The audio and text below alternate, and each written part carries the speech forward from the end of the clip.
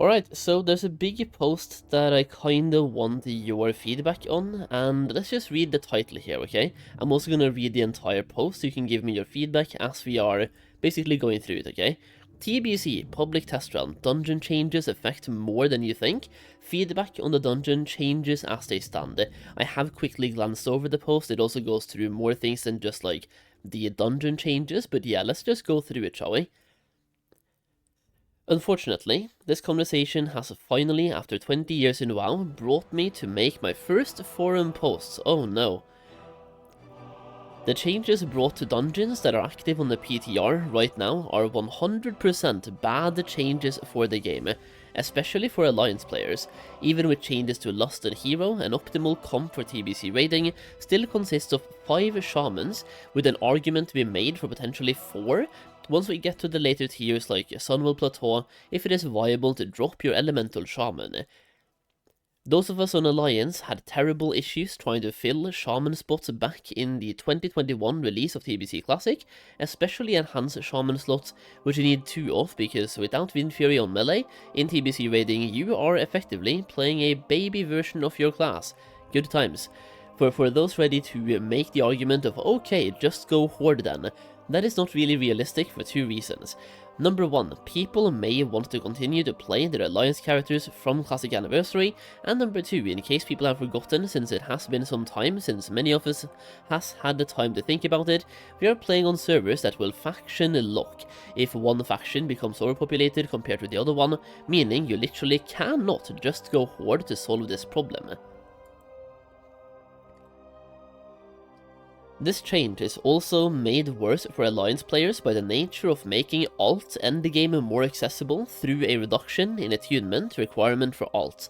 Don't get me wrong, this is a tremendous change, and props to Blizzard because this change was implemented perfectly by still making us attune in the traditional way on our main characters, and then having a faster method for alts, while still leaving a smaller rep requirement to ensure the normal dungeon scene can live.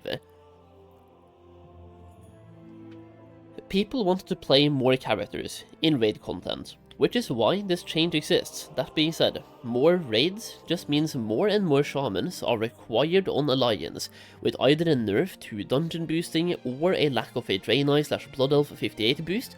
I feel like we are missing the obvious issue that this change effectively increased the demand of shamans, which is already astronomically high, and reduced the supply, which was already worryingly low on Alliance even back in 2021 TBC Classic, when we were able to dungeon boost these classes. This problem does exist on Horde with Paladins, but not nearly to the same extent, since the demand for Paladins is fundamentally lower than the demand for Shamans in TBC raiding. If a nerf to dungeon boosting is in place and we do not receive Draenei or Blood Elf level 58 boost, then the Joyous Journeys buff should be added for either level 1 to level 58 or 1 to 60 characters for the entirety of TBC, not just a pre-patch, in order to help sustain the demand for Shamans on Alliance and Paladins for the Horde. This right here is arguably the biggest W Blizzard could make at the moment. Make leveling faster and more fun. And here's the thing, I am a huge lover of leveling in Classic WoW. I love leveling in Classic WoW, but we are replaying the same game for the 3rd time for TBC, and for Classic WoW we have had Classic WoW, Season of Mastery, Season of Discovery, Classic Fresh, official hardcore servers, anniversary servers. Like, we're playing Classic WoW for the 6th time. At some point, leveling the same content 6 times, like 6 times on multiple characters in 6 years, like since 2019, it is our 6th time playing Classic WoW. It gets to the point where maybe we should do it faster now. There's a reason why more and more and more people are doing mage boosting.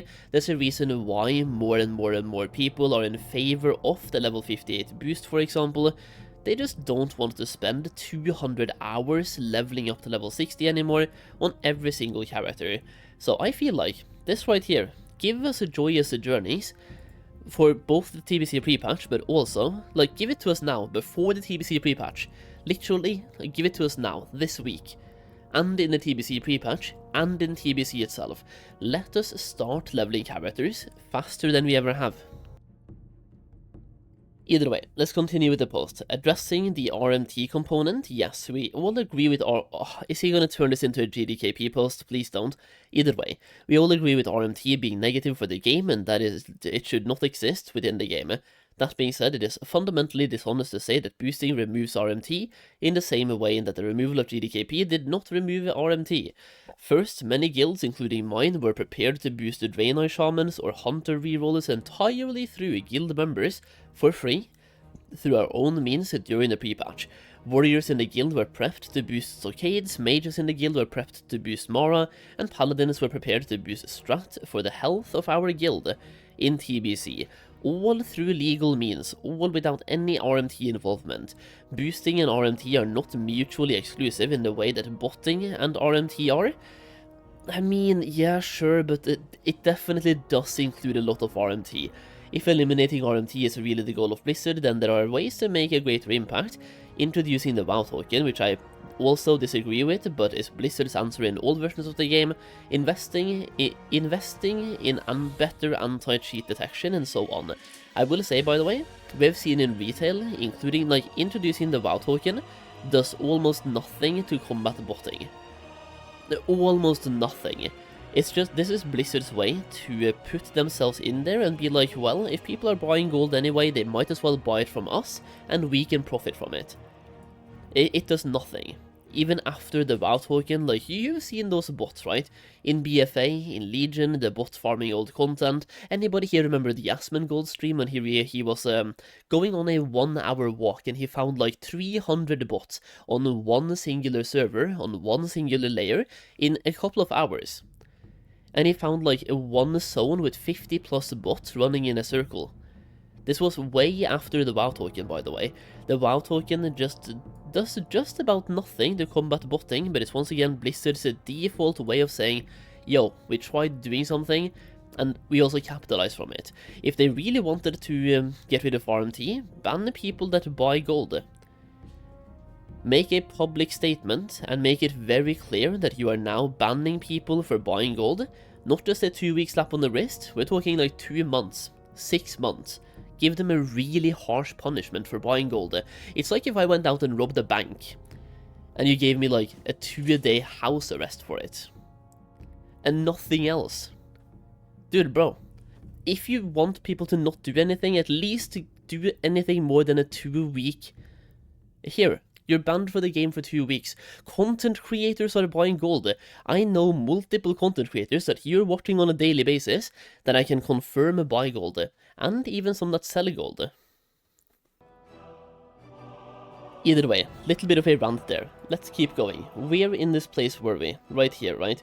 I'm not sure how realistic the second option is here, since I don't know much about the logistics of implementing or developing a higher quality anti-cheat, but the point is there are other ways to address this component without removing a method of faster leveling that is entirely possible amongst guilds.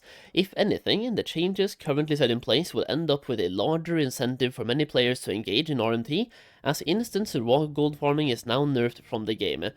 Bots dominate the open world market because of their numbers and ability to farm 24/7, and while open world gold farming nor instance raw gold farming are the only methods to farm gold, instance farming allows players their own market that is not affected by the bot, meaning there is a competitive method of attaining gold legitimately to fund an economy that is inflated due to botting.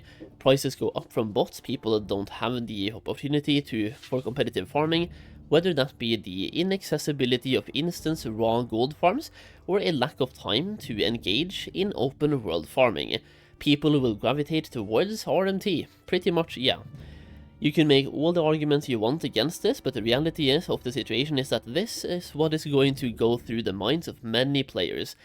We're getting towards the end here, by the way. Lastly, to address the portion of the player base that will call me a min-maxer or a cringe player or whatever, this is how I and a significant portion of the player base enjoys the game, whether you would disagree with it or not. I think players that enjoy a more laid-back, go-with-the-flow approach to the game should be allowed to enjoy this approach. That being said, for those of us that enjoy the excitement of efficiency, which a lot of people do in Classic WoW, by the way, like, sure, you can say optimizing the fun out of the game. People are prepping too much, doing too much. People care about being efficient in this game. There's a reason why parsing culture and speedrunning culture is actually a thing, or are more interested in what the endgame has to offer, then we should not be forced to alter how we enjoy the game by reducing efficiency in leveling or gold farming, especially when there are entirely legal methods of boosting through dungeons by utilizing guilds or utilizing instance gold farms. I want you to enjoy the game, and I think you should be allowed to engage with it in the way you enjoy. But I would also extend that same courtesy towards myself and the significant portion of the player base that engages with the game in the way that I do. If you disagree with that perspective of everyone getting to engage with the game how they enjoy, I fear your time is better spent focusing on why your kids don't want to come home for holidays this year. Here's the thing. I agree with this to a certain extent, but also, let me give you a hypothetical scenario. What if I enjoy botting in WoW, and I enjoy selling gold in WoW? Is that okay? What if I enjoy exploiting the game and finding a way to go from level 1 to level 60 in less than 10 hours by exploiting? Is that okay? Just to put this really on the edge.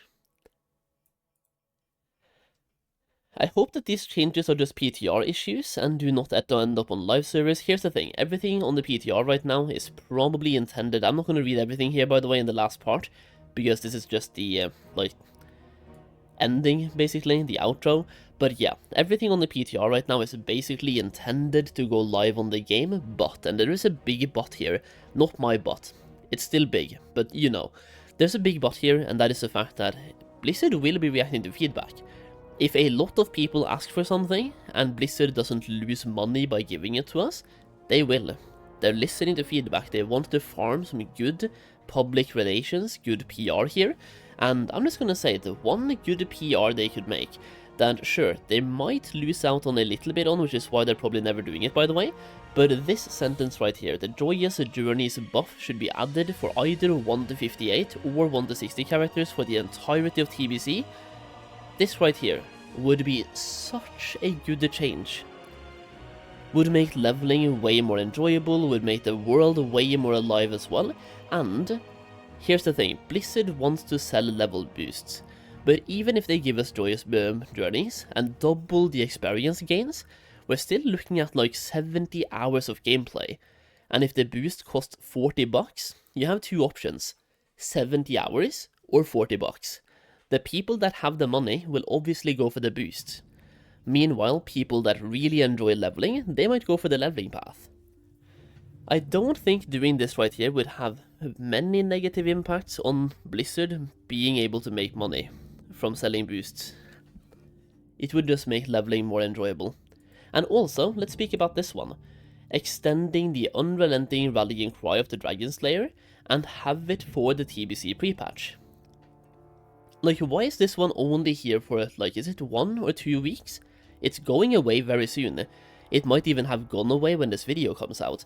Why not give us this all the way from now until the TBC comes out? Where is the, why? You know? Just why?